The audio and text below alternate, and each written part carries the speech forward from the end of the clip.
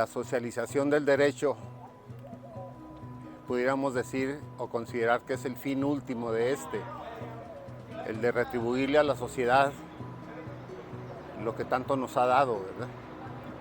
Para sostener nuestras instalaciones, para pagar todos los insumos propios de un ente tan complejo como es la universidad en lo general y las facultades, escuelas o institutos en lo particular, ¿verdad? Y esta socialización del derecho nos lleva a resaltar lo que en algún trabajo académico hemos realizado, al cual yo le denominé los derechos fundamentales, considerando como tales el derecho a la vida, el derecho a la libertad y el derecho a la dignidad humana.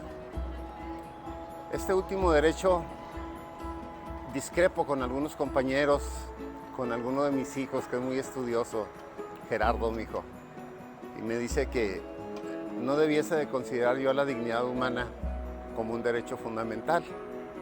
E insisto, al final tiene que acatar mi consideración, porque le digo que de nada nos sirven todos los demás derechos, todo el catálogo de derechos humanos que podamos encontrar, si no existe la dignidad humana, ¿verdad? Y esta debe verse inmersa o impregnando a todos los demás derechos. ¿Por qué razón? Porque hasta en un proceso que debemos sujetarnos al debido proceso precisamente, hasta el posible criminal, ¿verdad?, que no ha sido todavía sentenciado en ese sentido, se le tiene que tratar con dignidad, ¿verdad? Una buena parte de la sociedad critica a veces que a los criminales o a los que faltan a la ley se les trata mejor que a quienes la observamos. Y es así que los derechos humanos, que no es un tema nuevo, pero sí su reciente incorporación, entre comillas, a nuestro derecho interno en el año de 2011. Pero debemos de remontarnos a que en muchos años se tuvo mucha reticencia a aceptar la filosofía propia de los derechos humanos. Y digo que no es una filosofía nueva, porque el Estado mexicano, desde tiempos de don José López Portillo, ratificó los dos tratados internacionales más importantes, que es el Pacto Civil de Derechos Civiles y Políticos y el de Derechos Económicos, Sociales y Culturales, allá a finales del 80, principios del 81. Entonces nos empezamos a encontrar con una discrepancia en nuestro derecho interno, porque nuestra Constitución nos hablaba de garantías individuales y no se quería reconocer la filosofía de los derechos humanos, que obviamente devienen desde la Declaración Universal de los Derechos Humanos del 10 de diciembre de 1948. Pero lo relevante es que siento yo que el Estado, queriendo encontrar una salida fácil, buscábamos un argumento, como algunos desconocedores en la actualidad lo siguen haciendo, y nos decían, ¿verdad?, es que derechos humanos y garantías individuales es lo mismo. Situación totalmente equívoca. ¿Por qué razón? Porque las garantías individuales, de las cuales disfrutamos hasta antes del 2011, del 10 de junio del 2011, siempre se consideró al Estado como un otorgante de las mismas, ¿verdad? Y desde ese sentido, el Estado suponía que nosotros debíamos de estarle agradeciendo que nos otorgara esas garantías. Siento que por eso se exaltaba la reticencia a reconocer la filosofía de los derechos humanos,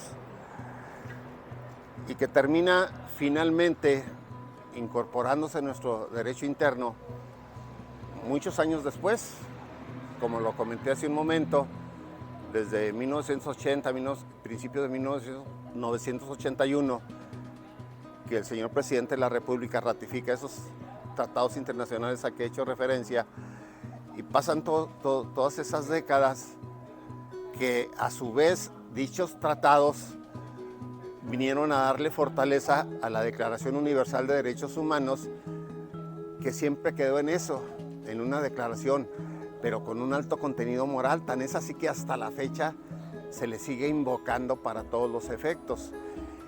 Y que la Declaración Universal de Derechos Humanos y esos dos tratados a que hice referencia en conjunto conforman la Carta Internacional de Derechos Humanos.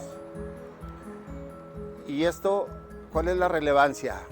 Que en la actualidad el Estado, él sabe que nos los tiene que reconocer, él no nos tiene que dar nada. Y nuestros derechos humanos devienen desde el derecho natural del tiempo de los griegos, ¿verdad? En donde era reconocido y a la gente se le daba esas garantías como tales, y que con el transcurso del tiempo y a raíz de las conflagraciones mundiales que se dieron, siento yo que los estados líderes del mundo, ante el temor de que pudiera haber un exceso en las guerras entre países, deciden reunirse y crean la Organización de las Naciones Unidas en 1945, en donde lo principal viene a ser el Consejo de Seguridad. Con ese fin se creó y que tiene actual vigencia por lo que está sucediendo precisamente en Rusia y en Ucrania, ¿verdad?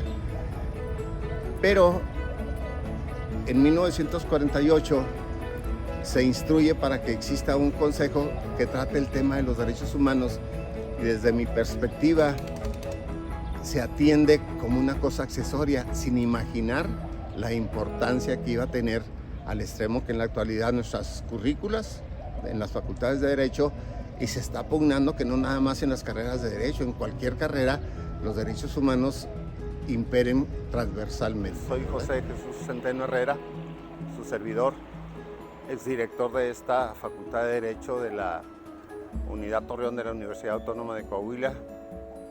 Aquí estudié mi licenciatura en Derecho, aquí estudié mi maestría en Derecho y actualmente tengo el honor de fungir como abogado general de mi universidad.